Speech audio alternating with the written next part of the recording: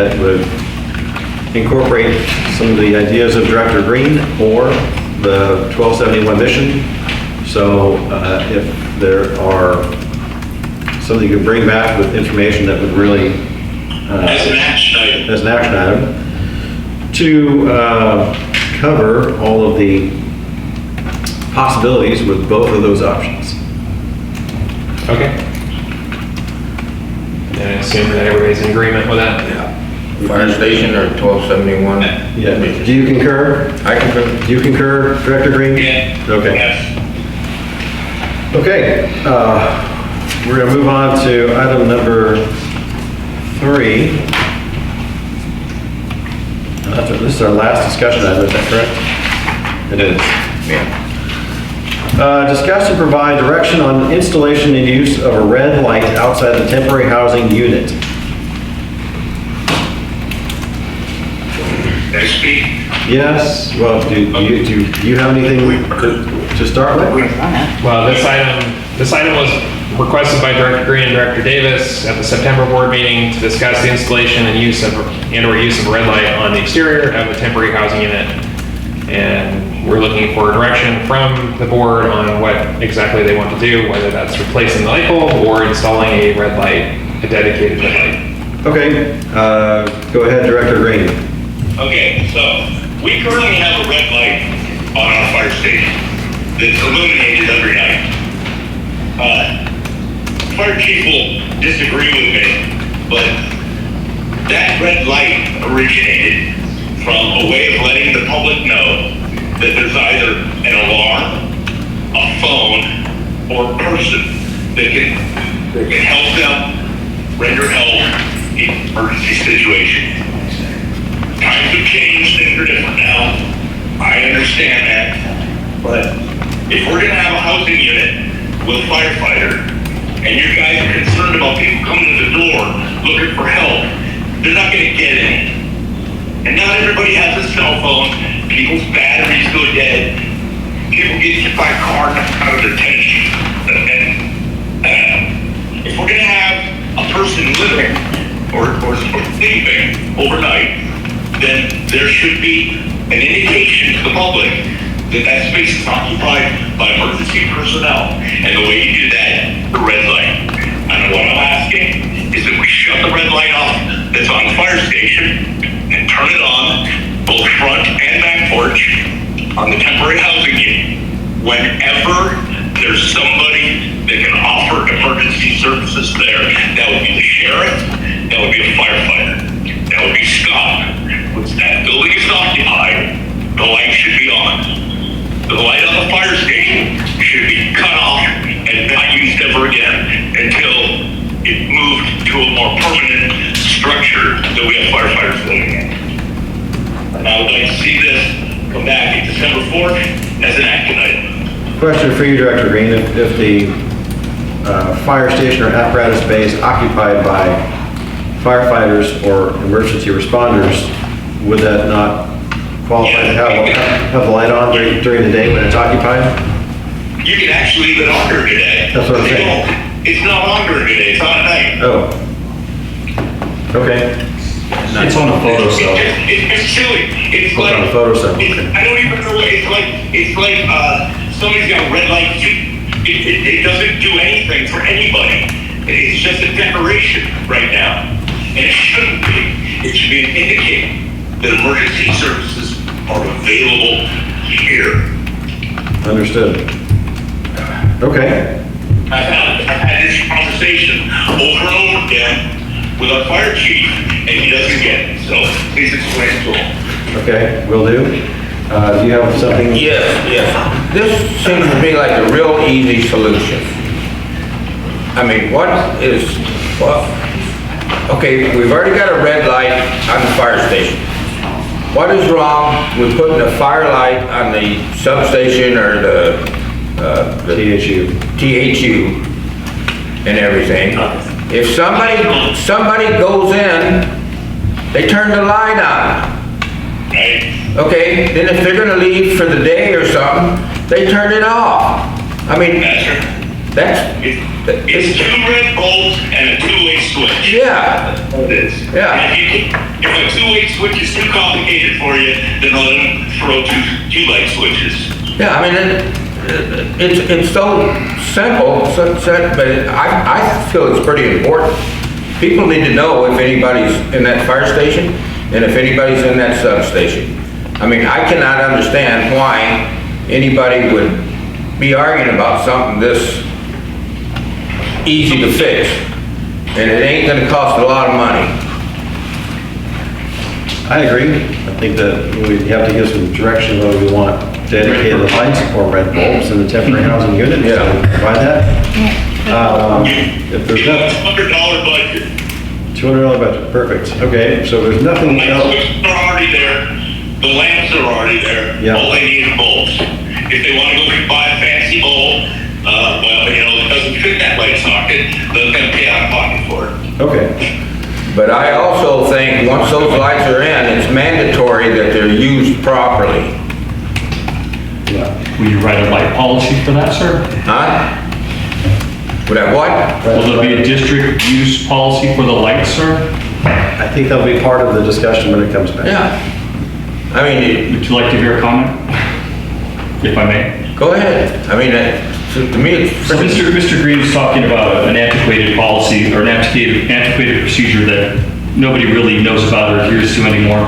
The sheriff's department is under no obligation to turn off or on a light as they come or go. There's no policy for them to do so, and they have no desire to advertise their occupying that building at any particular time. The light at the fire station is and has always been on a photocell. There's no switch for that light. It doesn't come on when somebody flips a switch if somebody's there. It's on a photocell. It was taken out of service by Mike Ellison years ago for whatever reason, and Service. decided about maybe 4 years ago, we replaced the light bulb. It's just a fluorescent light bulb with a red lens on it. Historically, if you had a red light outside the fire station, it would be flashing when emergency equipment was leaving the fire station. That light has no ability to do anything other than come on at night and go off during the day. Now, if there's something over at the temporary housing unit that is drawing people to a building that is off limits to the public because it's not ADA compliant, you're creating a hazard. I'm not arguing the point, I'm just trying to share both sides of this conversation. There's no real argument here. If you want a light, we could put a light on there, but now if you're gonna have some sort of repercussions for lack of use of the light or how the light's being misused, then you need to create a policy, and then Christina would have to get involved to create some sort of light use policy regarding that. The lights at the temporary housing unit are independent. The front light and the rear light, two separate switches. The personnel enter the back of the building because there's a combination keypad on the back of the building, and there is a hard surface to walk off so you can clean your feet. When you come in through the front door, there's carpet. So it just doesn't make sense to come in through the front door, muddy up the carpet, to put a walk-off mat. The door impacts the walk-off mat, so we could tear out the carpet, put a hard surface in there, but there's a cost involved. So, whatever the case may be, you know, I'm not arguing the point. I just think it's a silly waste of time for a board meeting to have these conversations, and to have the antiquated system of red light, green light makes very little sense. If somebody needs somebody in an emergency, they're gonna call 911, or they're gonna yell out, and they're gonna find somebody with a phone. They give away cell phones on the streets of San Miguel quite often to people who can't afford phones. I think most people have at least one cell phone on their person. So I wouldn't be so inclined to be driving people to a non-compliant structure for something that may or may not be there. I don't think they're gonna be walking in. They're gonna be pounding on the door, hey, I need some help out here. And those stairs are not traversable for non-ambulatory people, and the use for that building is not accessible for ADA compliance. If you turn it to an office building, and if you turn it to a space where the public has access to, it's going to be a long, expensive process. Go, John. My comment is this. Just a moment ago, we were talking about office space. And Randy Gregory got up and said, well, what about the people that come up to the door and need emergency services right now, and our staff can't handle that because they're not trained? Well, why didn't they call 911 on their cell phone? Because there's a fire station there. That's why. They come walking up to say you get help. What I'm saying is we identify the building as here you get help. If you can't have the public come into the temporary housing unit, then we don't need to buy a ramp. They don't come to the door, and Mr. Young can come out and speak to them. I walk over to the engine bay and have all the conversation with anybody he needs to have with right there. San Miguel needs to start tightening the belt and saving money. Okay? We've been in the hole for a lot of years. We're trying to get out, but we're going to save money. The only way you're going to pull this thing together is by stop spending. Right, yeah. I've got a couple of comments. The ramp. Now we don't need a ramp. Mr. Young can meet whoever he needs to meet in the fire station, in the engine bays. Yeah, so I've got a couple of comments. One, when that temporary housing unit was proposed to the board, the whole objective was that it would be sometimes occupied by a sheriff's staff member, a deputy, and that their vehicle would be parked inside, is hence giving a presence for law enforcement in the community to deter crime. So if they're trying to be on the DL and trying to get in the back door and not have any awareness of their presence in the community, that's opposite of what this whole thing was sold to the board as. That's right. Because I was on the board at the time. So it was sold to the board under the pretense that they would be here, and that would be a benefit of having them in town and visible to deter crime.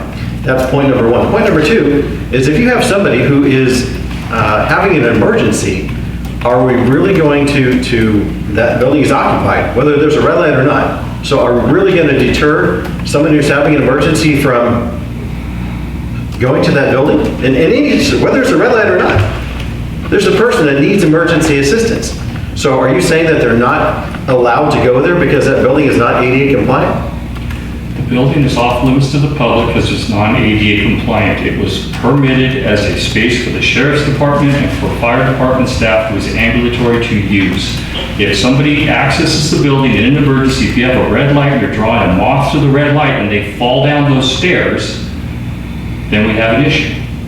The whole purpose of that is to be an interim use, and it is being used as described 100% as in the description. The sheriff is there and they are visible. Their vehicles parked in the back. They don't park in the front. They don't walk through the front door because of traffic. They don't want to dirty up the floor. It's more convenient for them to do so. Their vehicles are visible. You can see them. They're not hiding anywhere. Not visible from Mission?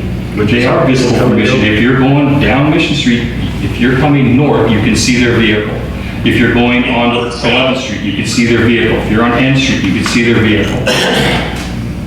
Now, if you park in front, and if you're going on N Street, you won't see their vehicle. So there's no way to have 100% visibility unless they're on the roof on a turret. I really don't know what to say to that. Everywhere you go, there's going to be something blocking something somewhere. Well, your comment was they were not wanting to be observed that they're in town. But that's the opposite of what we were told. That's not what I said. They don't want to be disturbed while they're in town. They cannot bring anybody to that station. So they cannot do any interrogation, they cannot do any detention, they cannot do any questioning, they cannot do any interviewing. It is only there for them to utilize for report writing and to use the facilities so they can get out of the heat or the cold, and that was the intent, and that's what they're doing. So there's no purpose, there's no reason for anybody to go banging on the door looking for the sheriff. Well, I'm not talking about the sheriff. My point is that if somebody is having an emergency, a medical emergency or otherwise, and that is occupied by someone who is on your staff that provides emergency services, are we not saying that we're saying they shouldn't go there because it's off limits to the public, non-staff people? Is that what we're saying? there is a risk for them going there. It is off limits to not, it would just be like, let's just say, for example, you had a second story of a building with fire department staff occupying the second floor of the building. You can't have people running up the second floor stairs and knocking on the door of that facility to have the fire department render staff. They have to have a central point. The central point is 911. We have few walk-ins. On occasion, we will get a walk-in, or we'll have somebody rendezvous, so they'll call 911, and we'll say, okay, meet us at the fire station. Sometimes, they choose not to meet us at the fire station. They want to meet us at the Elkhorn of all places because it's a landmark that they know. True story. I'm not making that up. A guy lost his thumb and was coming in and he wanted to meet us at the Elkhorn. I communicated with dispatch and said, why don't you meet us at the fire station? They didn't want to do that. The traumatic events that transpire are when, let's say Kyle Doan, for example, and when his family came to the fire station and fire department staff had to deal with the family and the clergy and the law enforcement. C.S.D. staff wasn't prepared for that. And the mom screaming. They'll testify that they were traumatized by that. They should be subjected to that kind of stuff. They're not trained for that. They're not prepared for it. So to answer your question, there's a sign on the door that says, if you have an emergency, call 911. It doesn't say come up and knock on the door. Somebody's going to be here. Oh my God. On the front and the back of the building, it says, off limits to public. For emergencies, call 911. Well, that's like saying there should be a sign outside a hospital emergency room saying call 911. I mean, it's- There is. It is. It's a fire department, so. We're not saying that we're preventing hate. I'm sorry, but if they're knocking on the doors and there's staff there, which there usually are, We'll get to public comment shortly. Okay, I have a comment. Yeah, go ahead. I would like for the board to direct staff to, as an employee, find a positive path to getting what the board is requesting. Instead of coming up with all these reasons why we can't, sit down and make a plan of how we can. Because it can be done and it's got to be done. Fair enough. Do you have anything further? I'm tired of arguing with our staff. We're here to serve the public. If the public wants to weigh in, I'm more than happy to hear it. But staff should be working vigorously to meet the wishes of the direction of the board. There's no argument regarding the solution. The solution is put a light bulb in. The solution, but the question is, how is that being used and how's that going to be used in a productive manner? Okay, so what I would suggest is that we bring this item forward as an action item with the idea that we suggested a simple, cost-effective solution to what's being requested. We're going to take public comment here, and then we'll formalize it, direction to staff. Go And ahead. again, emergencies can go through the side door. Our staff doesn't need to be traumatized by emergencies coming through the front door. They can be directed to the side door, and we can call 911 for them. Got it. Do you have anything further? No, one thing that John, or Director Green did mention though is that, and this happens all the time, and this isn't only for Scott, this is for Kelly. Like, we'll direct you to do something, Kelly, and half the time you don't do it. You know, you don't bring it. Yeah. You know. Without an example of what you're referring to, I think that we bring most things back to you that we can bring back to you. When an individual director provides input on what they think or the fire chief should do, we don't work for an individual director. I understand that, but I've seen where the board requested that you would bring certain information back and so on. And we'll see how this works here, because you're directed right now to go on these two items and bring it back on December the 4th. Right. Yeah. So we'll see what happens. Yep. Okay. Good. All right, we're going to take public comment. Is there public comment on this item?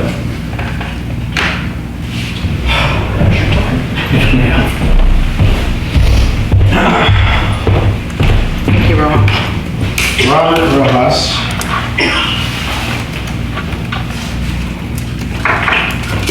I know they kind of rendered off topic with all the red light situation.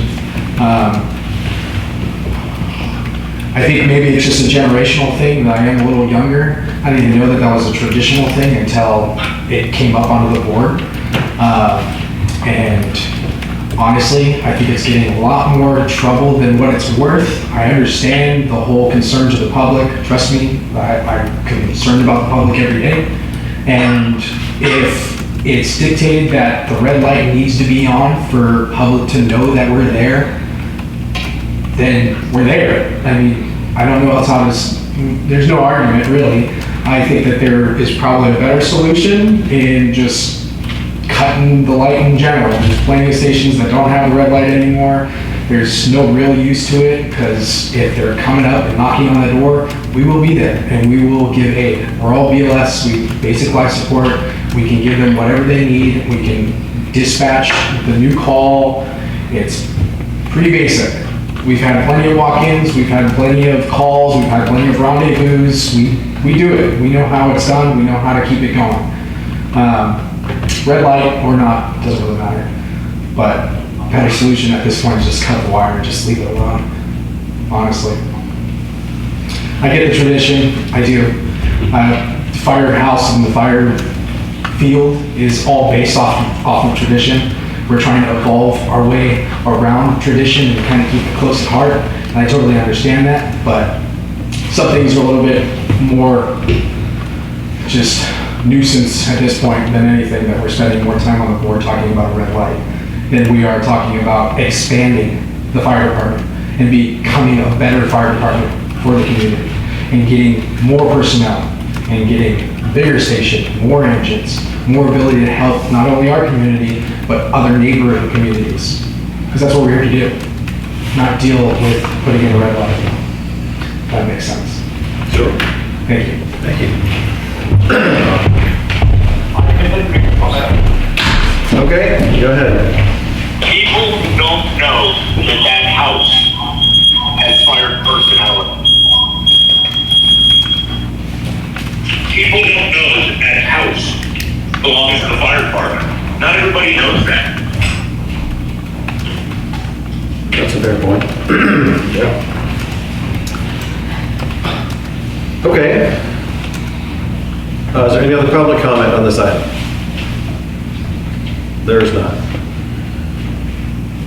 Do you have enough direction for staff, Kelly? I think we have direction for this item, yes. Okay.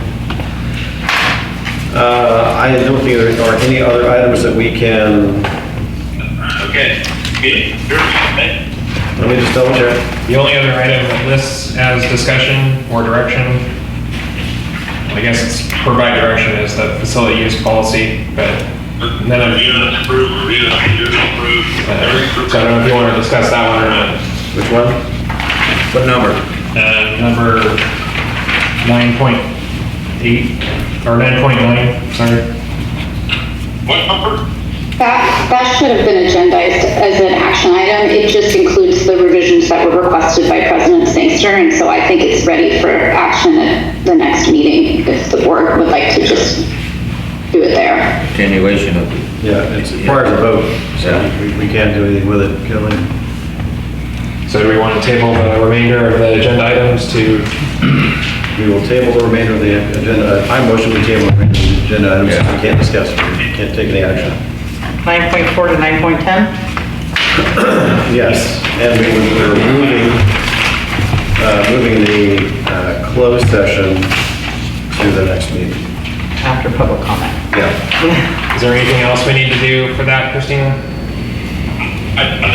If we can just offer up public comment for any of the items under section 9 that have not been discussed, Okay, I'll do and that. then we can move on. Director Green had a comment?